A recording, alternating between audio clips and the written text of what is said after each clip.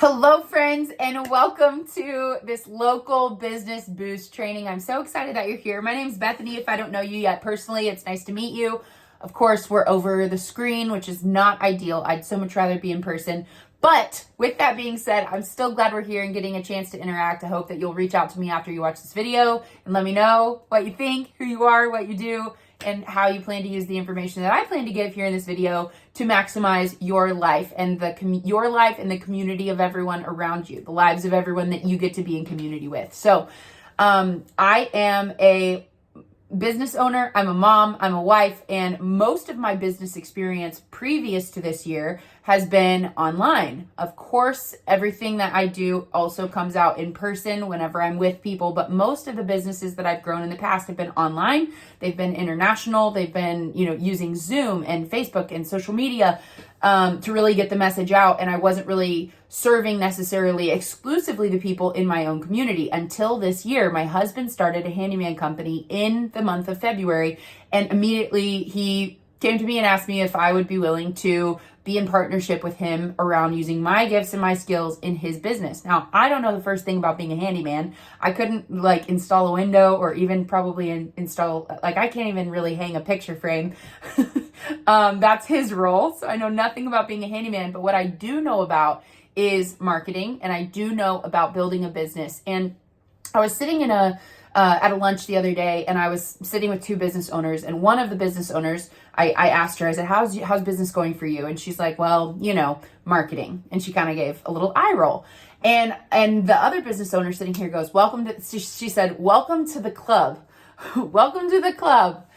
And I just thought to myself, that is not my experience. I absolutely love marketing. I absolutely love getting the word out. I love creating business and creating revenue with marketing. So the fact that I love it and they're both saying that they don't love it really was a reminder to me that we all have different gifts and different skills, and we have different things that we're drawn to. We have I'm going to shut this door right here, actually, because that looks way better, doesn't it? My little wallpaper behind me. You know what? Hold on. Let's crack open a drink. I'm going to grab a drink. I did not even plan to do this, but I got this little fridge in my little closet office. Got a little drink here, so you get a drink too. All right, so we're going to just have a heart-to-heart chat. Everyone is good at different things. Everyone is inclined to do different things. Everyone feels lit up when they're doing different things. If you don't like marketing, if you don't like sales, if you don't like being in front of people or creating exposure for you or your business, there's nothing wrong with you. You're probably just really good at something else. So there's two options here. You can either go out and enlist someone who you know is more bent in this direction of marketing and sales and teach them what I'm about to show you and give them some strategies and give them some formulas to go off and do their thing. Or you can learn it and push yourself and do it until your business gets to the place where you're ready to hire that out. So there's lots of options here. And I think what I love about bringing that up first is acknowledging that just because you don't love it doesn't mean you can't do it, doesn't mean you can't be amazing at it. And also, you don't have to do it. You don't have to be it all for your business. You don't have to do it all for your business. And you don't have to drop a lot of money in order to get it done. If you have the strategy and you have the system, you can employ people for a lower amount of money to do the same job that you might hire, a marketing firm to do, but what you're really paying for is the strategy. So I'm going to teach you the strategy today. And of course, a lot of this is going to vary from business to business, certain terms that I use, or maybe who you're looking for, or who your connections are that you're going to network with. Might vary from business to business, but you'll be able to translate that in your head. If I say, handyman company is looking for rental property management, you might have to do a little bit of translating in your head on what that would mean for you. But my husband, like I said, started his business in February, and he has been fully booked for the entire time.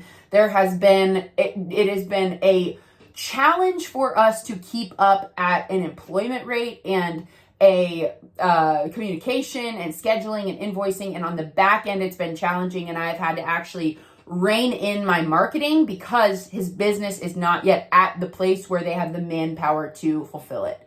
He's on track to make over 6 figures in his very first year in business. And here's what I know about a lot of people who own a business and a lot of people who are really good at what they do, like my husband is that they're really good at it. They're really good at it. And they're so good at it that sometimes they're unable to see the full picture of the business. They're sometimes unable to zoom out and get a 30,000 foot view of what's going on. And so I'm going to take us back to the conversation that I had at lunch the other day where these 2 business owners who are amazing at what they do, roll their eyes and say, welcome to the club. Marketing is hard. There's a marketing sales funnel image board that you can find anywhere. If you Google it, you can find it. This is not like new information, but it's basically a funnel to where that breaks down the steps in which your ideal client or your potential customer is going to have to go in order to get to where you want them, which is making a transaction with you, them finding value in your service, you providing that value with joy and excitement to them. That there's a process to get to that point. And what I think we hope for is we hope for our service or a product to be so good that we don't have to be strategic about the steps in order to get our ideal customer or client to that point.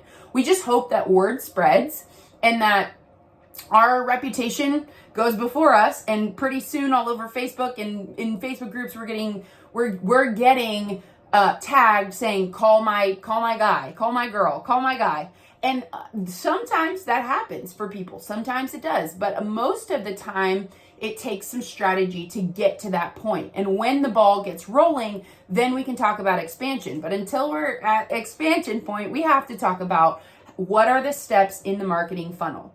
There are going to be different terms that relate better with different people, but I'll just give you kind of a basic, kind of what we think of when we're working in the handyman business, or when I'm working with other locally owned businesses to maximize their sales. What specific funnel are we going to go in the very first phase of the funnel, which is where we want the most people, the more people that we can pour into this funnel. If I were to draw a little, if I were to draw this on a map, on a little paper, let me see if I can find a blank piece of paper. Let's see here. Probably could have grabbed it. Oh, here we go. Here's blank right here. So we got a blank piece of paper, right?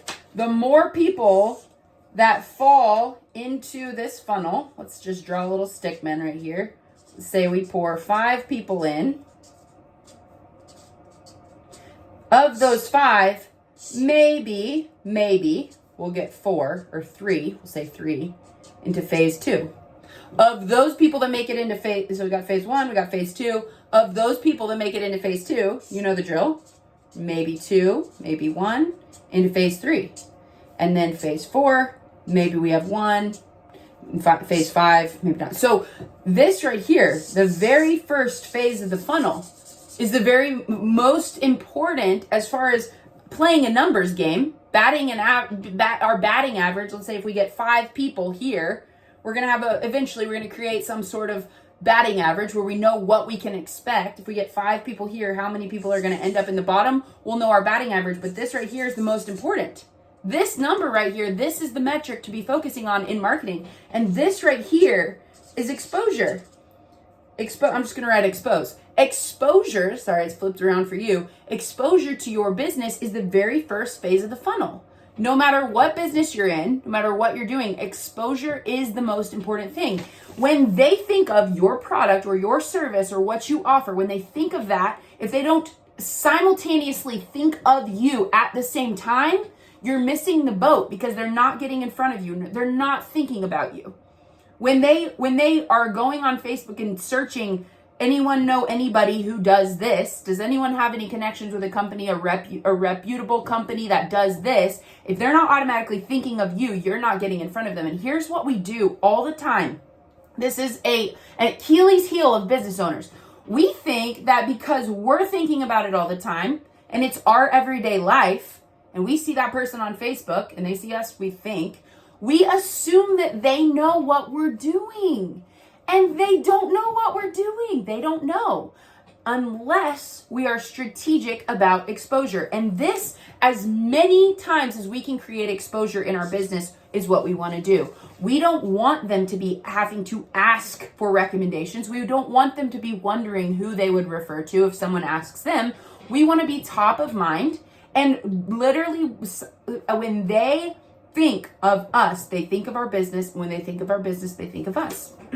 So I opened this drink and I never took a sip. Probably because when you're talking to yourself on a camera, I can't see you.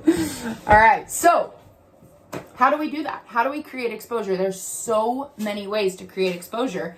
And honestly, social media is such an easy one, especially if you have a business that you could have product or service to your friends and family. You have an opportunity. You have a storefront on your social media without even doing anything different, without building a website, without enhancing your Google search, without enhancing your search engine optimization, without doing anything different. You have exposure to, on average, 1,000, 2,000 people right now today on social media. If you have Facebook, if you have Instagram, if you have LinkedIn, whatever, you have exposure right there.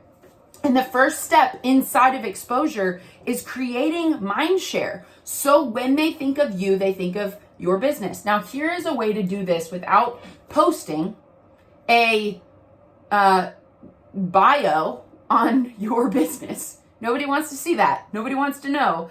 Maybe they do. Maybe your mom and like a random cousin, they want to know exactly what's going on in your life.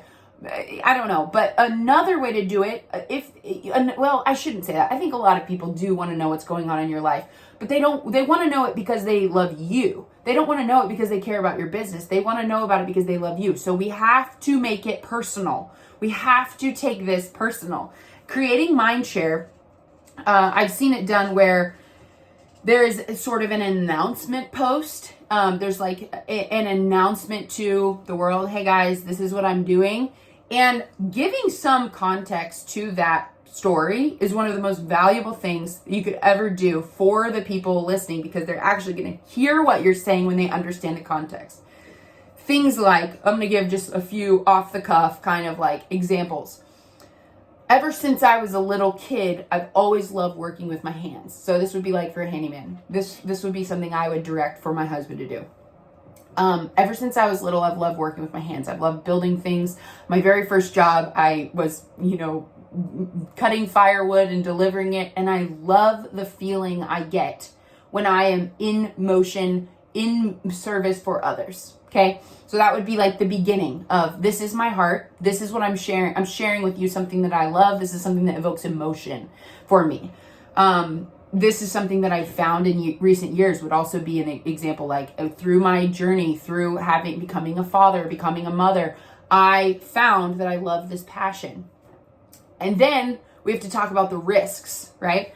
The risk, originally when I thought about starting this business, I thought this, could flop. Being a business owner, I know nothing about. I don't know how to do taxes. I don't know about marketing. I'm extremely intimidated to show up authentically and share something that I'm doing. What if nobody wants to buy it? What if nobody wants it? But I told myself I would do it anyway. I'm not going to not do something because of what other people will think or because it might fail. So here I am, friends, letting you in on my secret. I'm letting you in on the backstory. I'm letting you in on whatever. I decided to start this business anyway, and here is how it's going. Here's how it started. Here's how it's going. Here's what I love doing. Here's what's been challenging. If you ever need this type of product or service, I would so appreciate you thinking of me and my company. Thank you for all your love and support. Thank you for everything that you've given me through the years, the confidence, the smiles, every role you've played, whatever. So there you have an announcement post that starts to build mindshare. Now, for some of you, you're like, yeah, I'm already in business. I've been in business for 5-10 years. And an announcement post would be old news at this point, because I think most people know what I'm doing. At that point, we are going to sprinkle salt on the situation. We're going to sprinkle. We're not going to throw spaghetti at the wall. We're going to sprinkle salt. Oh, how's that metaphor? I don't know. So instead of an announcement post, you're going to weave your life into your social media. as you're at the ballpark playing with your kids. Let's say you're a handyman. We're gonna go there. I'll use a cleaning example too. Let's go cleaners here. You're at the ballpark with your kids, and you post a picture or a video of your second grader sliding into home base. Is that what we call it in baseball? I think so. They slide into home, and everyone's going wild, and the crowd is cheering. You want to share that part of your life. That's your kid. You're so excited for him. You love seeing that from him. All right, so that's a moment as a cleaning company you can weave into this post. The post is about your kid. It's about you. It's about your life. And you say, I'm so proud of little Johnny. He's doing so amazing. This season has been awesome. And here he got the winning home run. And we are just so excited to be a part of this community. And then you can say, oh, and thank God I have heavy duty cleaners at home, because the stain on that pants isn't going to be an easy one. Boom. Cleaning company plug right there. That it's like literally it doesn't even have to be about the post. It's a PS line. It's a sprinkle. It's a afterthought essentially to your life. But what you're doing when you create a habit to share your life, which I think is so important, the more you do it, the more exposure you're going to get. All of a sudden, now you are creating mind share in your friends and family to think, when they think of you, they think of your business. Now, the second step in exposure, well, it's really not. It's actually the second step in the funnel is that they feel excited about partnering with you. They feel excited about partnering with you. So instead of just being exposed, there's some intrigue there. So we're going to write intrigue. They are excited. They're intrigued and they want to stay connected. This intrigue happens through them knowing you, which is exposure, liking you and trusting you. Liking you and trusting you, I'm guessing, is probably something that happens easy. When people know you, they like you and trust you. So the intrigue is where we stay connected. The exposure happens once. The intrigue is where we stay connected. All right, so intrigue could also be called interested. They could also be called like curious. There's a lot of different words here, but basically they are thinking about partnering with you and they know, like, and trust you. The next phase of the funnel is where we want to get in conversation with them about their project. And this is probably my most fun part of the process, because when you truly love what you do, when you truly feel lit up and you feel excited and you feel passionate about what you do, you have the opportunity to bring that energy into their project. And so, like, for example, with my husband and his handyman business, there's a project that he has coming up that is a laundry facility install, but it's creating that laundry facility from a basement shower. And this homeowner is so excited about this process, and she wants to dream design ideas, which is perfectly in line with my husband's gifts. So now all of a sudden, this isn't just some ordinary transaction. This is a dreaming sesh. This is a conversation. This is an excitement. Here is the biggest piece of advice I can give you about this phase of the funnel. You absolutely must be able to be excited with them about their project and not make it about you. Don't make it about your idea. Don't make it about what you know. Don't make it about how well versed you are in this world.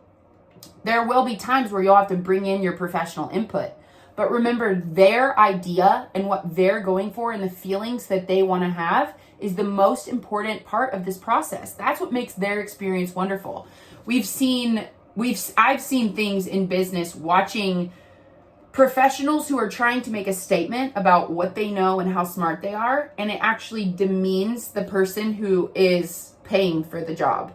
That never feels good. That will not earn you a recommendation. Instead, honoring them as the creator and a collaborator. Of course, you know you can come in and bring your expertise, and they probably want that, but keep it about them.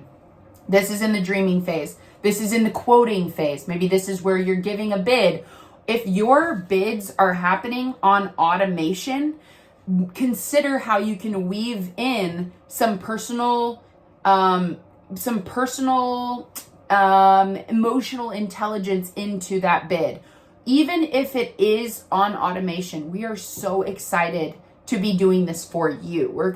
Thank you so much for the opportunity for us to give you a quote. Words that are meaningful and they are actually true for you, even if it's happening on automation. All right. So then after we're in the quoting phase, the collaboration, the kind of dream design, whatever phase, then it's going to be the point of conversion. And this is where they have to decide if they want to move forward with you in your product or service. Now, this is what's amazing about this whole process is once you have people getting exposure, this doesn't necessarily mean you have access to them here. They could be coming and going through this phase.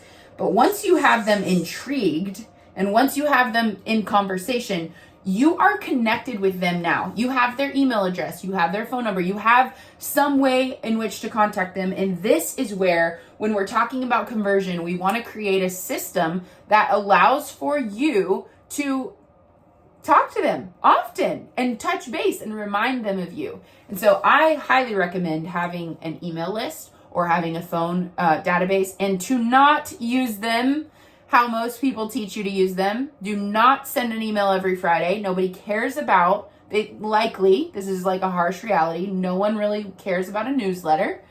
They don't really care. They want to know what's in it for them. What's that acronym? What's in it for them? Wife them. What's in it for them? And appreciation and gratitude is great to send, but too much of it is annoying. Too many emails are annoying.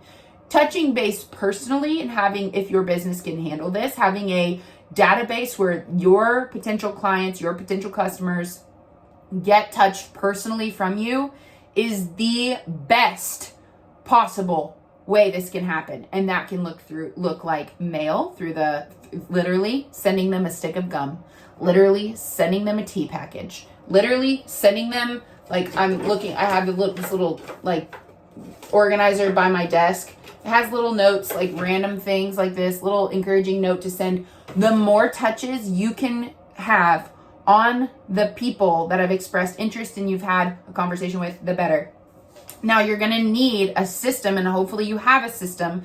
There's so many different system options, and I don't think you should spend a ton of money or a ton of time figuring out a system, especially if you are dealing with a local business, because you probably know your business's threshold. If you don't, this is a fabulous exercise to do. Go ahead and figure out if your books were filled, if you were taking as many people as you possibly could in this season of your business, where with your exact amount of employees, maybe it's just you have your exact amount of how much can you hold. Create a number of how many people could you actually have on your books in 1 month. Or maybe if your business is a remodeling business and you're only going to take one client per month, maybe it's, per quarter, you have what, 3 or 4 clients per quarter that you could take. So figuring out your max capacity is very important so that you know how many people you need to create exposure with. Understanding the numbers is going to be so helpful for you. So let's just do some quick math. Let's say that you could take 10 clients a month. Okay. We'll just draw this in a funnel right here. And at the very bottom of the conversion, we're at 10 clients a month. You have the opportunity then to ask yourself, how many conversations do I need to have with people in order to have 10 people a month sign? Now, my husband happens to be really good at this. And if he has conversations with 11 or 12 people, we'll be conservative and say 12. If he has 12 conversations about a quote and a dream and a job, he's getting the bid for 10. So if that's your case too, you're really good at this phase and you're like, yes, if I can get in conversation with them, it's a done deal. Then all of a sudden, we've got 12 conversations that need to happen, 12 quotes that need to be given. Are you following the funnel? We've got exposure, intrigue, quoting, or conversation, and then signing or conversion. So we've got 12 conversations needing to happen. So how much intrigue do we need to create? From exposure, how much intrigue do we need to create? Well, let's be really conservative and say 40 people interested in your product or service. How much exposure, how many people do you need to have exposure with in order to create intrigue for 40 people? Depending on the nature of your business and whether it's something that you have to talk people into the fact that they need it, or if they already are thinking that they need it, will determine the number. Likely, if you are a local-based business, locally based product or service business, it's something that they're already purchasing. So let's just go with 80. Let's go with 50%. 80 people. Talking to and getting creative exposure, not even creative exposure with 80 people leads you to 40 interested, leads you to 12 conversations, and leads you to 10 sales. So in this marketing strategy, your brain can go wild, or you can hire me to create a sales funnel for you with a specific strategy. We can work together. I'll help you, or you can do this yourself. How do you create exposure for 80 to get in front of 80 people? You want to go to networking events? You want to do it on social media? You want to do mail outs? You want to go through your Facebook friends and make a Facebook page and invite a bunch of people to it? You donate something to charity? You want to have a fundraiser? You want to give gifts to all the realtors in your area? You want to do a partnership with all the people who are also hired by the same people you want to work with? You want to go door to door? You want to exposure is endless. Marketing, and now here's another thing I'm going to mention, and we can address this too. Maybe not in this video, but reach out to me if this is something that you want to work through. If you're like, I hate people. There might be something there. If you hate people, there might be something there. That might be a bigger problem than not liking marketing. It could be actually a way bigger issue that we're dealing with here. And maybe this is why business is so magical, is because it is a tool for personal development. So the exposure opportunities, literally go ask AI, how can I create exposure for my business today? And it will go tell you. Or you could frame the question in a better way. But, I have ChatGPT and I use the 4.0 version to create ideas all the time. And they're great. They're great ideas. All right, so create all that exposure. Commit to something. Try it out for an entire month. Write down the number, best guess you can have, on how many people did you create exposure with. And while you're creating exposure, be remembering that your next goal is to create intrigue, and you want to move as many of them down into intrigue as possible. And then, as best as you can, see how many people with specific conversations you can move to a quote or a conversation, or what's your next project, or what would you have cleaned? What would you have cleaned? If you could literally have any part of your house cleaned, what would it be? I'm trying to think. If you could, what's the dirtiest window you have in your house? Show me a picture. These are all ways to move into the conversation era. The conversation, the quote. This is hilarious. This is chicken scratch. All right, so as you're working in each phase of the funnel, you're remembering where you're moving your people to. You're remembering the goal that you have for your people, your clients, your potential customers. And then from there, once you get in conversation, that's going to be an easy metric to track. You do it over the phone.